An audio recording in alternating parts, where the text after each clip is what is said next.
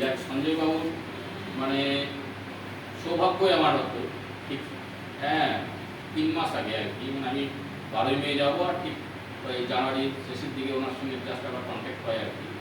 উনি সেই সময় আমাকে একটা দেন, সাজেশন দেন, মাস্টার মশাই আমি বলছি প্রোডাক্টটা একবার শুরু করুন না, প্রোডাক্টটা শুরু করুন, আপনাকে আমার মনে হচ্ছে তাও যেতে হবে। ওনার কথা শুনে বেশ ঠিক আছে, 3 মাস তো দেখা যাক, আমার টিকিট তো সব রেডি। উনি বলেছিলেন এখন একবার ছবিটা করে নেবেন ইউএসডিটা, আর যাওয়ার আগে একবার করুন, ব্যাস যদি দেখেন যে হ্যাঁ ভালো বুঝবেন তখন আপনি যাবেন না, যেমন বুঝবেন সেরকম।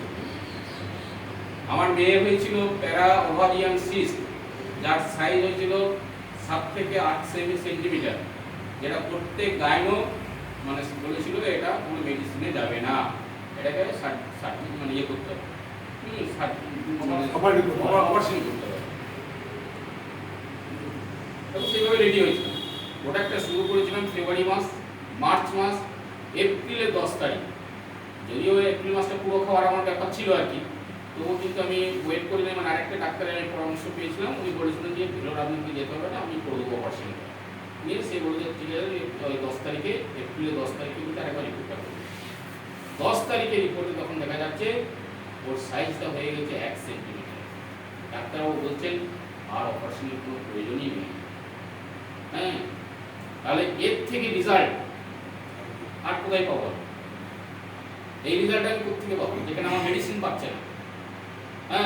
ডাক্তারের সাজেশন দিয়েছে উল্টো, সেটা কিন্তু আমি পেয়ে গেছি।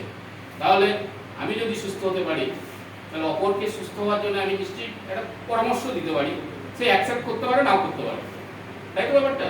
তাকে আমি জাস্ট সাজেশন যে আমি এই আমি বেনিফিটেড, আপনি যদি চান তাহলে আপনি এটাকে অ্যাকসেপ্ট করতে পারেন না, এইটুকুই আর। তবে যতটা বুঝেছি এই ন্যাচারাল ফুড, ফুড সাপ্লিমেন্ট, এটা কোনো আমাদের শারীরিক কোনো মানে সমস্যা তৈরি করবে না, আমাদের যে ঘাটতিগুলো আছে সেই ঘাটতিগুলোকে পূরণ করবে, এটা আমার বিশ্বাস। কিন্তু যেটা আমরা আলু, পটল, বেগুন, মূলো, এবং মাছ, মাংস, ডিম খেয়ে যেটা মানে যে পুষ্টিটা পাচ্ছি না, আমরা মাছ খাচ্ছি, ডিম খাচ্ছি, সবই দেখে বুঝতে পারছেন সব তো কেমিক্যাল ওর মধ্যে যাচ্ছে, ইনসেকটিসাইড যাচ্ছে, সব কিছু যাচ্ছে, সবটাতেই যাচ্ছে, তাহলে পুষ্টিটা আমরা পাচ্ছি কোথায়? এবং বিশেষ করে সেই বিষাক্ত পদার্থগুলো শরীরের মধ্যে ঢুকছে। আর এই ফাংশন আমি যেটুকু বুঝেছি আর কি, ফাংশন হচ্ছে ওই বিষাক্ত পদার্থ, ওই টক্সিনগুলোকে বের করে দাও, ফার্স্ট টাইম বের করে দাও। তারপরে যে আমাদের সেলগুলো যে ইনঅ্যাক্টিভ হয়ে গেছে ওই বিষাক্ত জিনিসগুলোর জন্য, ওই টক্সিনগুলোর জন্য, সেইগুলোকে কি করছে? পুষ্টি দিচ্ছে, পুষ্টি দিয়ে অ্যাক্টিভ করছে। অ্যাক্টিভ দেওয়ার পরে তাহলে আমার সেল যদি অ্যাক্টিভ হয়ে যায় তাহলে কি হবে? সেল থেকে আমরা যাবো কোষে, যাবো কোষ থেকে আমরা কলাতে যাবো, কলা থেকে অর্গান, অর্গান থেকে সিস্টেম, তারপরে হিউম্যান বডি। এইটা তো ব্যাপার। এইটুকুই ফাংশন আমি যেটুকু বুঝেছি আর এই জন্যই আমি এখানে আপাতত এসেছি এবং জানি না কতটা কি করতে পারবো।